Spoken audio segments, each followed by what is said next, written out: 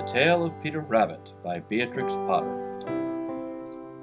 Once upon a time there were 4 little rabbits, and their names were Flopsy, Mopsy, Cottontail, and Peter.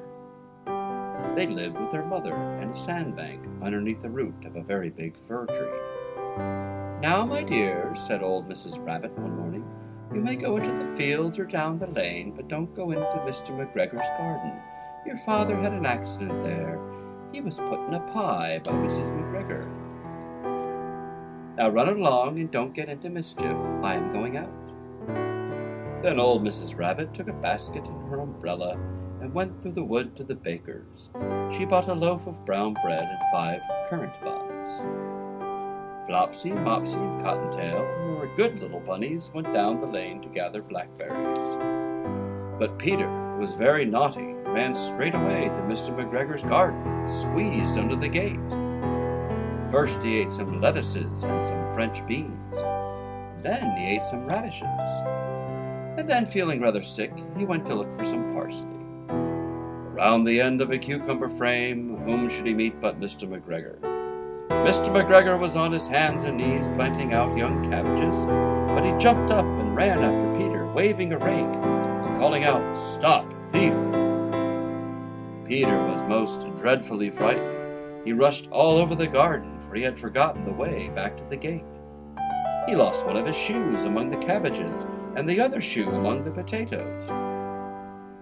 After losing them, he ran on 4 legs and went faster, so that I think he might have got away altogether if he had not unfortunately run into a gooseberry net, and got caught by the large buttons on his jacket. It was a blue jacket with brass buttons, quite new. Peter gave himself up for lost and shed big tears, but his sobs were overheard by some friendly sparrows, who flew to him in great excitement and implored him to exert himself. Mr. McGregor came up with a sieve, which he intended to pop on the top of Peter. But Peter wriggled out just in time, leaving his jacket behind him, and rushed into the tool shed and jumped into a can. It would have been a beautiful thing to hide in if it had not had so much water in it. Mr. McGregor was quite sure that Peter was somewhere in the tool shed, perhaps hidden underneath a flower pot.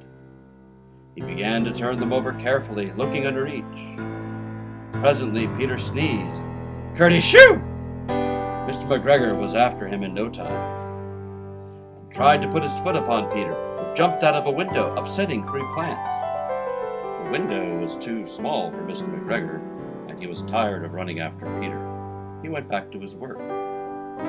Peter sat down to rest. He was out of breath and trembling with fright, and he had not the least idea which way to go. Also, he was very damp sitting in that can. After a time, he began to wander about, going lippity-lippity, not very fast, looking all around. He found a door in a wall, but it was locked, and there was no room for a fat little rabbit to squeeze underneath. An old mouse was running in and out over the stone doorstep, carrying peas and beans to her family in the wood. Peter asked her the way to the gate, but she had such a large pea in her mouth that she could not answer. She only shook her head at him. Peter began to cry. Then he tried to find his way straight across the garden, but he became more and more puzzled. Presently he came to a pond where Mr. McGregor filled his water cans. A white cat was staring at some goldfish. She sat very, very still. Now and then the tip of her tail twitched as if it were alive. Peter thought it best to go away without speaking to her. He had heard about cats from his cousin, little Benjamin Bunny. He went back towards the tool shed, but suddenly, quite close to him, he heard the noise of a hoe. Scritch, scratch, scratch, scritch. Peter scuttered underneath the bushes, but presently, as nothing happened, he came out and climbed upon a wheelbarrow and peeped over. First thing he saw was Mr. McGregor hoeing onions. His back was turned towards Peter, and beyond him was the gate. Peter got down very quietly off the wheelbarrow and started running as fast as he could go along a straight walk behind some black currant bushes. Mr. McGregor caught sight of him at the corner, but Peter did not care. He slipped underneath the gate and was safe at last in the wood outside the garden. Mr. McGregor hung up the little jacket and the shoes for a scarecrow to fight with the blackbirds. He Peter never stopped running or looked behind him till he got home to the big fir tree. He was so tired that he flopped down upon the nice soft sand on the floor of the rabbit hole and shut his eyes. His mother was busy cooking. She wondered what he had done with his clothes. It was the second little jacket and pair of shoes that Peter had lost in a fortnight. I am sorry to say that Peter was not very well during the evening. His mother put him to bed and made some chamomile tea, and she gave a dose of it to Peter.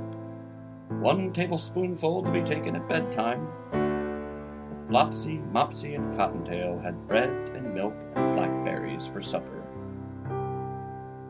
The end.